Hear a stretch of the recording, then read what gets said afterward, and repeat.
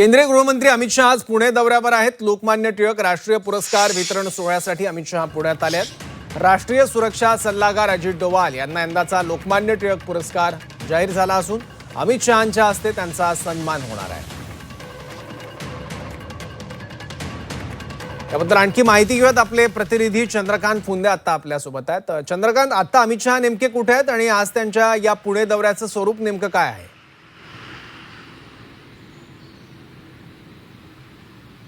केंद्रीय गृहमंत्री अमित शहा, मुख्यमंत्री आणि एकनाथ शिंदे तिघही आता पुण्यात मुक्कामी आहेत। हॉटेल रिट्सवरती हे तिघही मध्यरात्री आले। पहिल्यांदा अमित शहा नंतर मुख्यमंत्री त्यांना रिसीव्ह करायला ऑलरेडी एअरपोर्टवर गेले होते प्रोटोकॉलनुसार, त्यानुसार ते दोघंही तिकडे आले। नंतर एकनाथ शिंदे रात्री उशिरा तिथं आले आणि आत्ता तिथंही तिघंच आहेत। नंतर आत्ता काही वेळाने आवऱ्यात एक पाऊण तासामध्ये 8:45 वाजता दुसऱ्या DCM सुनेत्रा पवारही तिथंच हॉटेल रिट्सवरती जाणार आहेत। मग तिथूनच तिघेही हे अमित शहा, मुख्यमंत्री आणि 2 उपमुख्यमंत्री पुण्याकडे येतील आणि सारसबाग परिसरातील अण्णाभाऊ साठेंचा पुतळा, आज त्यांची जयंती, तिथं त्यांना पुष्पहार अर्पण करतील, अभिवादन करतील। नंतर मग 11:30 वाजता कटारे हायस्कूलला हा प्रोग्राम आहे राष्ट्रीय टिळक पुरस्काराचा, तिथं हे सर्व जातील आणि तिथं मग हा पुरस्काराचा सोहळा होईल।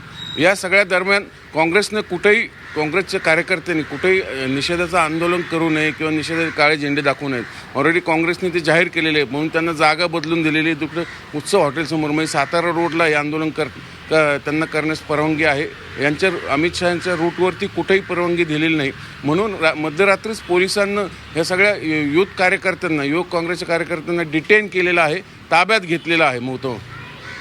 ठीक आहे चंद्रकांत, धन्यवाद या महत्त्वाच्या माहितीसाठी।